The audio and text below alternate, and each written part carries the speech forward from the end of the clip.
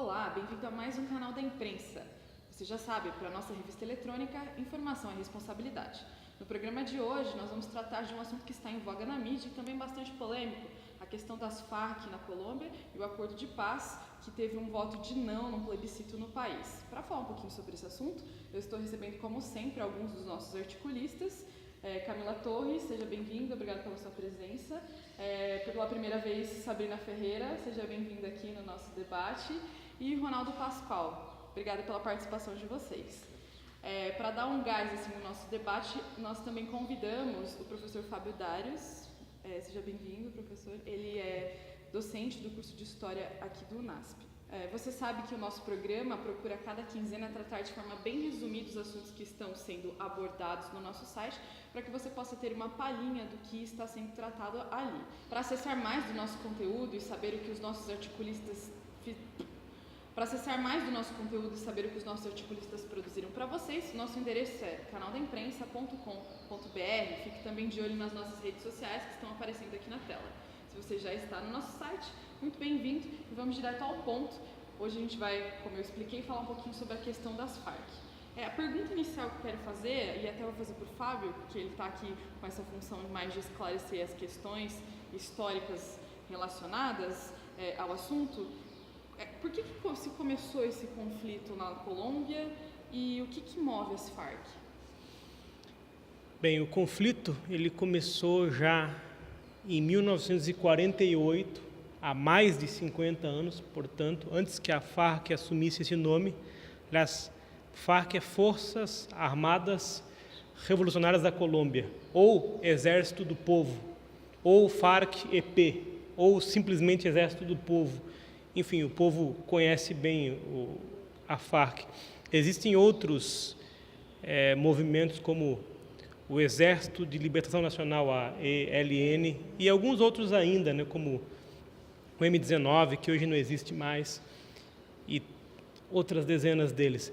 Enfim, na verdade, nos anos 40, logo depois da Segunda Guerra Mundial, houve uma briga entre liberais e conservadores na Colômbia. Inclusive, o livro do Gabriel Garcia Marques, Oceanos de Solidão, ele trata um pouco desse contexto. Então, quem já leu, aliás, o livro é um dos mais traduzidos em língua espanhola, só perde para o Dom Quixote de La Mancha. Enfim, o que acontece? Os revolucionários marxistas-leninistas, que seriam depois as Farc, eles se juntam aos liberais contra os conservadores que estavam no poder. Contudo, depois de alguns anos de aliança e com a eclosão da Revolução Cubana, nos anos 50, esses liberais, então, acabam querendo distância desses rebeldes assim tidos e, finalmente, o grupo começa a atuar de forma mais independente. O objetivo é muito claro, como qualquer grupo paramilitar marxista-leninista, a ideia deles é tomar o poder pela força das armas. Até hoje se mantém ainda essa proposta, muito embora agora com outro enfoque, já que percebendo esse não êxito depois de mais de 50 anos, talvez pela via das urnas, através de de uma aliança com o governo. Pelo que a gente já conversou até agora, eu entendo que os atores desse drama, dessa novela ali na Colômbia são os guerrilheiros, os componentes das Farc, sem dúvida, o governo, o povo, e quais assim a gente poderia dizer que são os atores que são externos ali, que participam desses interesses, mas estão fora do país, talvez tenha algum interesse escuso sobre isso. Existe esse conflito, talvez internacional? Assim? Existe. Na verdade, se nós tomarmos os atores internos, teríamos que citar o próprio presidente da República, o Juan Santos, que esse ano ganhou o Prêmio Nobel da Paz, por propor o acordo de paz com as Farc. O Timochenko, que é um guerrilheiro das Farc, na verdade seria uma espécie de chefe da inteligência, enfim, do alto escalão. E o Manuel Vélez, que, enfim, morreu por conta dos conflitos, que foi o primeiro dos mentores das Farc. Agora, a grande questão é que, ao longo dos anos, as Farc conseguiram grande atenção da mídia por conta dos seus atos terroristas e dos sequestros que ele perpetrou, incluindo da Ingrid Bittencourt, que era a candidata a presidente, né, que ficou anos ali com eles, né? Mas eu acredito que dê para a gente incluir nessa questão dos fatores externos o próprio povo, e aí eu me refiro aos brasileiros e aos países em volta, que estão assistindo.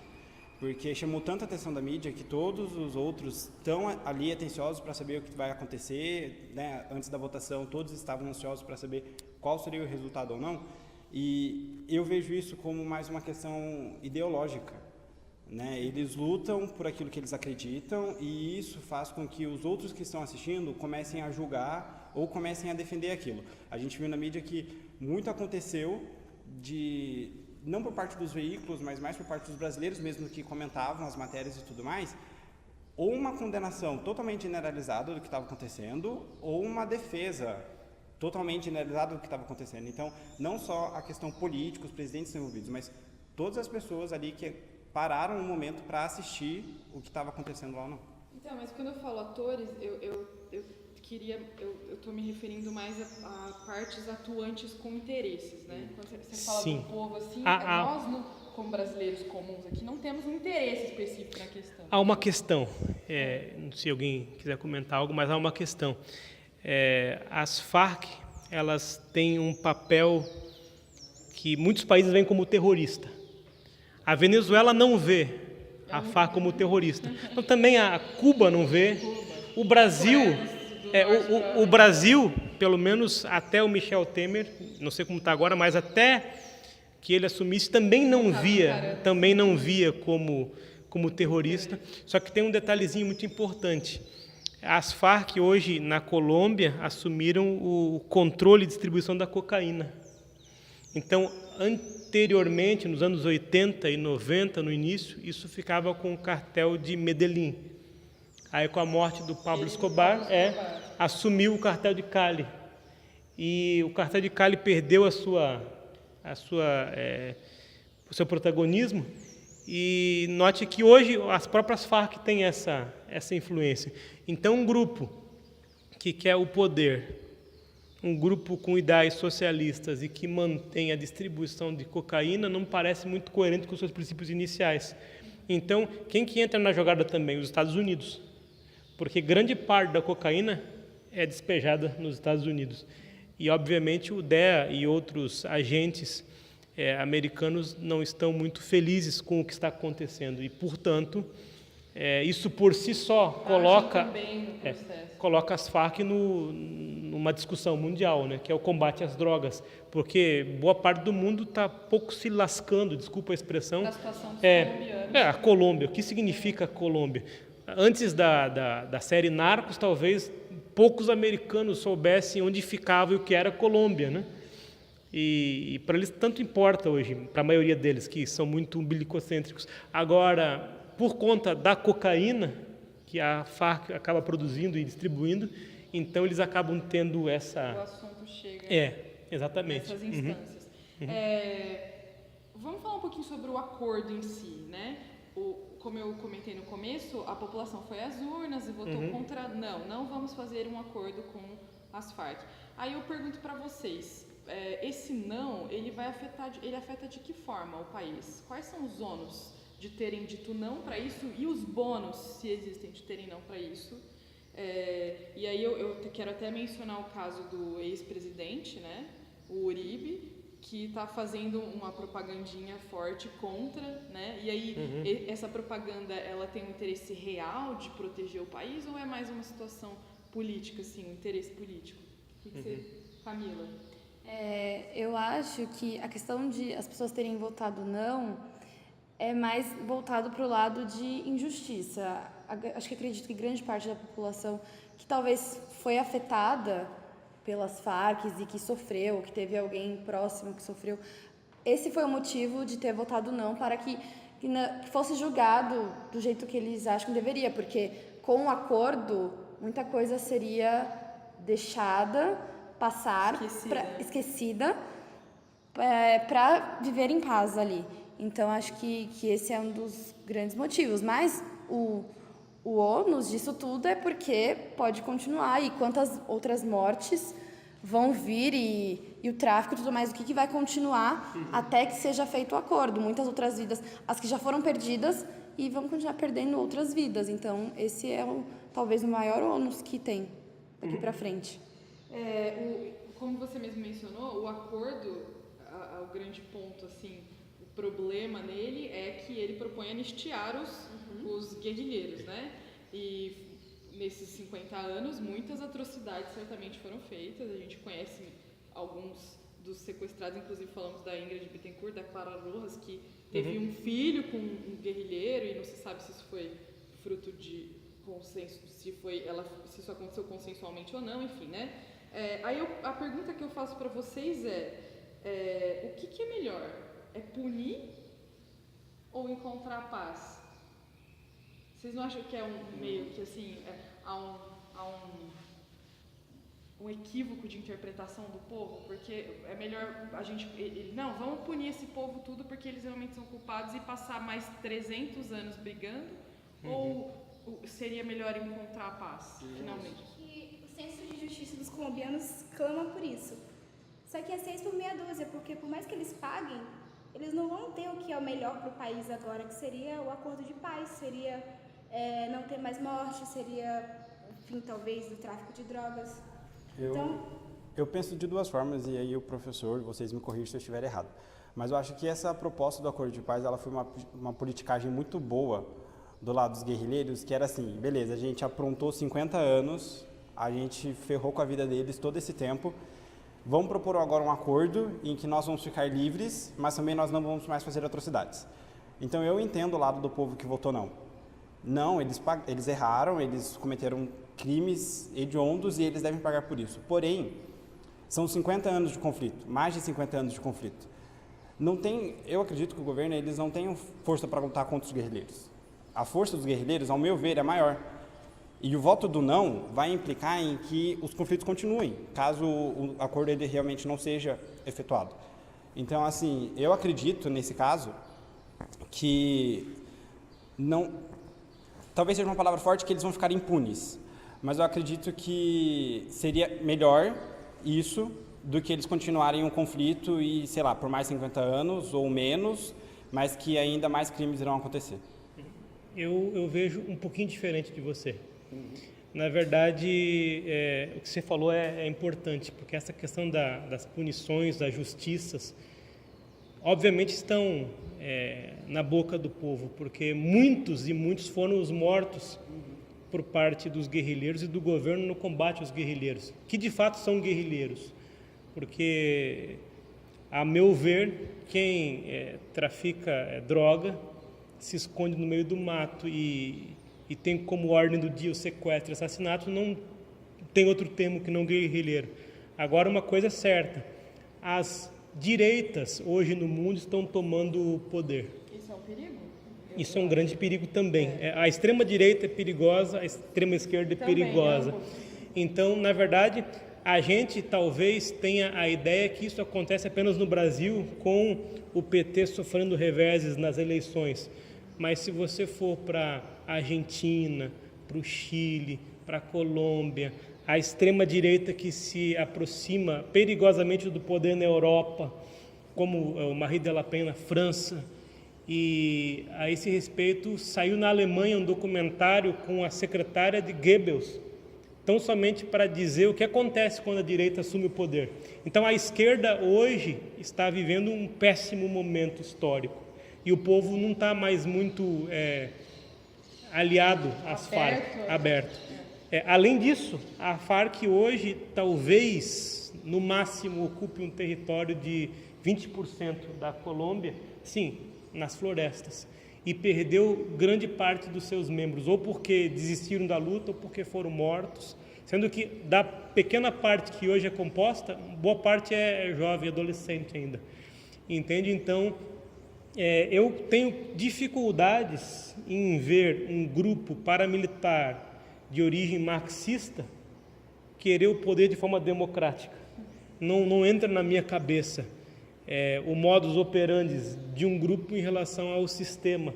Então eu acho, e é um acho mesmo, porque eu não tenho uma profundidade nesses assuntos colombianos, mas o fato de alguns políticos estarem com medo do que virá depois, caso o acordo seja feito, se dá justamente por isso. E se esses um dia tomarem ou assumirem o poder, será que vai continuar um governo republicano constitucional ou haverá um golpe de Estado e qualquer coisa assim? Enfim, eu não sei. Realmente são preocupações legítimas. Porque o acordo também previa, além da anistia, que eles teriam espaço dentro do partido político. Exatamente. Sim, vão pedir voto, né? Nós abordamos geralmente as temáticas sobre o viés da mídia, então a pergunta que eu quero fazer para vocês como é que está sendo a atuação da mídia nesse sentido, né? Ela está sendo, a cobertura do assunto está sendo válida, boa, ou ela está sendo super tendenciosa e direcionando as pessoas para um ponto de vista específico? Como que vocês veem, o que vocês assistiram, leram até agora? Eu percebo que há uma tentativa de mostrar os dois lados, mas a mídia claramente votaria no sim. A mídia brasileira, você diz isso, né? Porque daí a gente precisava pensar em outros veículos fora daqui. Alguém teve contato com a cobertura disso norte-americana? Não norte-americana, mas em espanhol, por exemplo, o El País não parece ter feito muito uma votação, assim, declarado a sua posição, mas só exposto mesmo o que tem acontecido. Uhum. Eu realmente acompanhei o El País e tem muito material, isso é legal, material a favor, material contra, eles entrevistaram várias pessoas envolvidas lá no processo, e isso eu acho que foi bastante esclarecedor, diferente da mídia brasileira, que eu vejo que é bem mais tendenciosa. A BBC também publicou algumas coisas, mas claramente favorável ao acordo de paz. Uhum. Agora, eu não sei como a mídia colombiana notificou isso de fato. Agora, eu sei que grande parte da vitória do sim se deu por força dos evangélicos. Sim, também li sobre isso. A bancada da Bíblia deles. Que não concorda muito, talvez precisamente por verem um provável futuro partido de esquerda e contra a religião no poder. Sempre o medo da bancada evangélica é sempre esse. Uhum. Né? Uma outra coisa que eu queria comentar sobre o plebiscito é que houve um grande número de abstenções, né? Na opinião de vocês, isso aí é uma falta de promover uma desambiguação em relação ao assunto, né? Esclarecer a população, gente, o acordo vai servir para isso, não vai acontecer isso, vai acontecer aquilo, ou é um sintoma de despolitização generalizada na Colômbia e até no mundial, assim?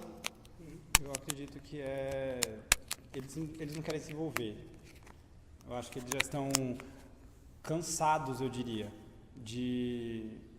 por conta de tudo que aconteceu, de que esse voto, ao meu ver, para eles não faria diferença. Eu acho que eles já não se veem mais como parte disso, entendeu? Só como vítima, o povo. Por isso, ou com medo. Eu acho que por medo e porque eles não acreditam que vai haver uma mudança de Eu acho que esse é o ponto. Porque a gente também, como brasileiros, eu penso bem, analisando bem a situação no Brasil, assim, que é o contexto que a gente vive. Não, por que o povo nunca faz nada? Porque não acredita na mudança e também não se interessa. Então, é uma questão de despolitização e de descrédito que a classe política já tem. E aí eu posso até dizer que é um negócio mundial, assim, não é um fenômeno brasileiro, não é um fenômeno colombiano. As pessoas estão perdendo a fé no instrumento político. Sim, porque nas nossas eleições também o número de votos nulos e brancos foi maior do que de muitos vencedores, né? Não só o descrédito do interesse político, mas como o professor e vocês também comentaram, em relação à esquerda, porque o voto, sim, daria espaço a eles como poder político. Né? Então, eu acho que a esquerda ela também já está muito descaracterizada para eles darem esse voto de confiança e colocarem eles no poder e com medo do que poderia acontecer. Qual é o perigo da despolitização? É justamente ser dominado por aqueles que não veem com esses olhos, né? Essa questão. Agora, na Colômbia, eu vejo uma outra questão. Agora, recentemente, nos anos 90, eles mataram um terrorista, aliás, o governo matou um terrorista utilizando práticas terroristas que ele mesmo utilizava, o Pablo Escobar especificamente, sem contar todos os outros posteriores e anteriores. Então, talvez pouco importe se é direita ou esquerda, porque o povo tem a sua vida cotidiana inalterada pelos fatores externos e internos da política. Então, não sei se para o povo vai ser melhor. E eu não sei se para o povo do campo e da floresta, onde a Farc atua, não vai piorar a situação. Então, isso que eu ia comentar. Porque há um poder paralelo, né? Eles têm ali um domínio muito forte do povo e eles, inclusive, mantêm uma certa estrutura política e econômica, assim, contra o sistema, mas que, naquele sentido... E os camponeses gostam disso, porque faz bem para eles. Gostam no sentido assim... tem vantagens econômicas, tem proteção. É nesse sentido. Né? É pelo temor, mas de todo modo funciona. Talvez como as milícias na favela do Rio de Janeiro. Exatamente. Não sei se eu sou exagerado a dizer, mas me parece alguma coisa assim. Similar. Né? O nosso tempo está acabando, mas eu quero terminar com uma pergunta, sei lá, mais filosófica. E aí eu deixo aberto, quem se sentiu à vontade. A luta armada, ela é um caminho de mudança real? Ou ela já representou isso em algum momento da história? Eu acredito que os fins não justificam os meios. Mas eu acredito que sim, você deve brigar por aquilo que você acredita. Com armas? Com aquilo que seja necessário. Eu não estou dizendo assim que eu sou a favor do conflito armado ou que eles estão certos e tudo mais. Mas eu acredito que essa foi a maneira que eles encontraram de se posicionar e de irem contra um governo que para eles estava sendo opressor e eles se posicionarem. Porque eu digo isso porque assim, nós não temos armas, mas quantas vezes nós nos agredimos com palavras, nós nos agredimos com outras formas que não sejam armas de fogo para defender aquilo que nós acreditamos, para lutar pelas nossas causas. Então, da mesma maneira como nós lutamos, eles lutam, só que com armas diferentes. Então, eu acredito que seja isso. Permita-me discordar também. Na verdade, se você retomar ali o Grande Conflito, edição de 1888, só para dar um ano, né? Você lê uma frase de Ellen White que é até anterior a ela: antes morrer do que pecar. Então, pela história, a gente pode perceber que as revoluções armadas, elas, de fato, trazem novos sistemas e novas prerrogativas. Agora, eu não vejo, sob nenhuma hipótese, que isso é, de fato, o caminho a ser seguido. Porque, se você pegar, para não ficar muito longe da esquerda, o Exército Vermelho, os bolcheviques, fizeram a Revolução Russa. E, durante quase 80 anos, se mantiveram no poder, com questões muito negativas e algumas questões, talvez, positivas em alguns pontos muito específicos. A extrema-direita nazista tinha um exército no partido paramilitar, que depois, no poder, fez horrores. E então, as Farc na Colômbia têm um exército também, que é paramilitar, que luta contra o exército regular, com mortes para tudo quanto é lado. Então, de fato, a luta armada muda a geopolítica. Contudo, eu não sei até que ponto, aliás, eu não vejo como positiva essa mudança. Agora, é inegável que as armas fazem o seu devido estrago e falam bem alto também, né? Posso discordar, se o senhor me permite discordar? Por favor. É que o senhor citou Ellen White, que é uma escritora cristã, evangélica, eles não têm essa percepção. Eles quem? Os guerrilheiros, de que antes pecar do... Como que é a frase? Antes morrer do que pecar. Antes morrer do que pecar. Nem o governo. Eles não têm esse conceito de que eles estão pecando e de que eles irão sofrer a ira divina. A minha experiência me diz que todas as vezes em que a luta armada foi usada como instrumento para a mudança de poder, esse poder destruiu a população, destruiu a organização do social do local. E aí exemplos que todo mundo conhece: a Rússia, acabada; a Cuba, acabada; Coreia do Sul, do Norte, acabada; e a Colômbia e a Venezuela. Se a gente quiser apimentar a discussão, quem sabe você se arma, e isso até pode ser questionado também, mas se arma enquanto defesa, né? Então, se você é atacado, a tal da guerra justa, que também é muito complicado por si só, mas enfim, você não ataca, mas se você for atacado, você se defende muito bem, como a Suíça, por exemplo, a Bélgica, por exemplo, que tem excelentes sistemas de defesa e todo o povo, enfim, todos os homens para serviço militar têm acesso às armas, não que eles utilizem. Sim, mas se vier... né? Mesmo isso, sobre o que eu falei antes, pode ser complicado, né? Afinal de contas, você não vai nem mesmo atacar para se defender, o que pode ser radical para algumas pessoas. Contudo, o que acontece na Colômbia é uma guerra de 50 anos que não tem um fim específico, talvez com esse processo de paz a coisa comece a melhorar, sabe-se lá quando. Mas uma coisa é certa, as Farc vão se decompor pelo próprio tempo, né? Sim, com ou sem como acordo de todos paz, os outros, pelo que se vê agora. Então, talvez essa proposta tenha sido rejeitada, porque já se vê o mundo sem as Farc, a Colômbia sem as Farc, independente de proposta. E aí é uma coisa bem interessante a ser percebida, né? O que não vai acabar também com a cocaína na Colômbia e com o tráfico de drogas. Ou seja, as armas vão continuar gritando, né? Enfim. E só para terminar, o último exemplo, a Alemanha. O que o nazismo fez com a Alemanha? Independente da filosofia de esquerda e direita, o exagero, o radicalismo nunca serviu para nada nesse sentido. Não, né? sob nenhum aspecto. Nenhum aspecto, Gente, eu sei que o assunto poderia render aí uma conversa de mais umas 2 horas, mas o nosso tempo aqui é curto, talvez, né? A gente precisa encerrar o nosso programa de hoje. Eu quero agradecer a participação de vocês, a presença do professor. Obrigado, foi um prazer. Se você quer ficar a par de mais coisas a respeito deste assunto, pode acompanhar o nosso site, repito o endereço, canaldaimprensa.com.br, ou fique de olho nas nossas redes sociais, que estão aparecendo aqui na tela, para acompanhar aí diariamente o que nós vamos postando sobre o assunto na próxima quinzena. Foi um prazer estar com vocês mais uma vez e a gente se encontra daqui 15 dias.